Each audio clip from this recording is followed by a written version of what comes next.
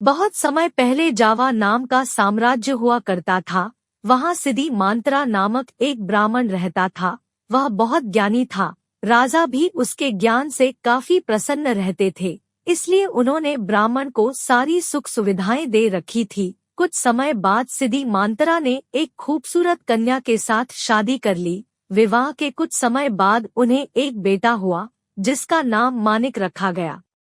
सिदी मांत्रा का बेटा मानिक जैसे जैसे बड़ा होता गया, उसकी भी बुद्धि अपने पिता के जैसे बढ़ती चली गई। मानिक के ज्ञान से राजा भी काफी प्रसन्न रहते थे। धीरे धीरे कर मानिक को पूरे राज्य में अपने पिता जैसा सम्मान मिलने लगा। इतनी अच्छाइयाँ होने के साथ साथ मानिक की एक बुरी आदत थी।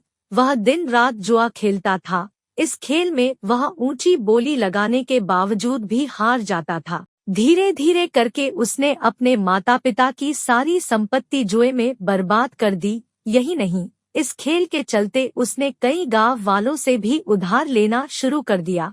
यह सब देख उसके माता पिता काफी दुखी रहते थे। लाख कोशिशों के बावजूद भी वे अपने बेटे के इस गंदी आदत को नहीं छुड़ा पाए। एक दिन गांव के लोगों ने मानिक से अपने उधार चुकाने के लिए कहा। मानिक तुरंत अपने पिता के पास पहुंचा और कहा, पिताजी मेरी मदद कीजिए, आप तो इतने ज्ञानी हैं, कृपया कर मुझे कुछ रास्ता बताइए। सिदी मांत्रा से अपने बेटा का यह दुख देखा नहीं जा रहा था। वह अपने पुत्र को दुखी देख बहुत व्याकुल हो रहे थे। एक दिन ब्राह्मण सिदी मांत्रा ने तय किया कि वह आसपास के गांवों में भी जाकर पूजा पाठ कराएंगे और अपने बेटे के उधार को चुकाने की कोशिश करेंगे। हालांकि सिदी मांत्रा के मन में यह चिंता हमेशा रहती थी कि पूजा पाठ करके बेटे के उधार के सारे पैसे उतार पाना मुनासिब नहीं है।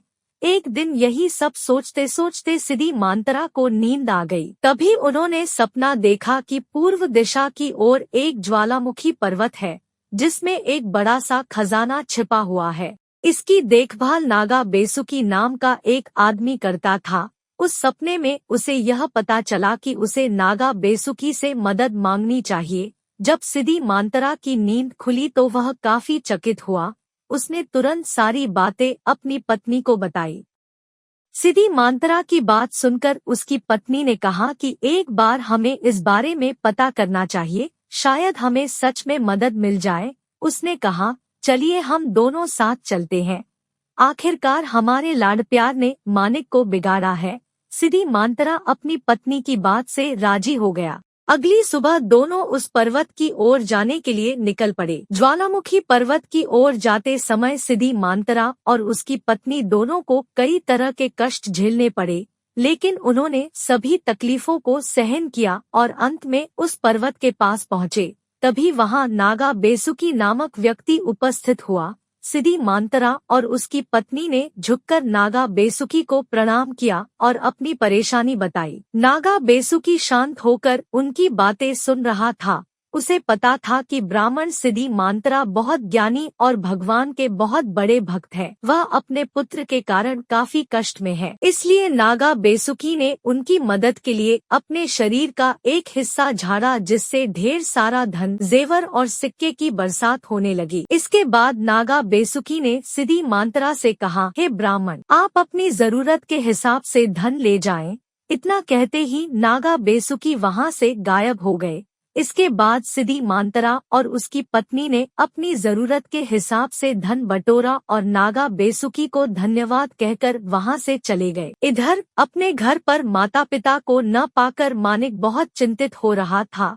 दरअसल आधी रात को कभी भी उसके माता पिता घर से बाहर नहीं जाते थे। उसे डर था कि उसके माता पिता उसके कारण किसी मुसीबत में न फंस गए हो, क्योंकि उन्होंने उसे वचन दिया था कि जब तक वे उसके उधार चुकाने के लिए कोई व्यवस्था न कर ले वह घर नहीं लौटेंगे। तभी अचानक दरवाजे पर खटखट की आवाज सुनाई दी। मानिक दौड़कर दरवाजा खोलने पहुंचा। उसने देखा कि उसके माता पिता लौट आए थे। यह देख वह बहुत खुश हुआ।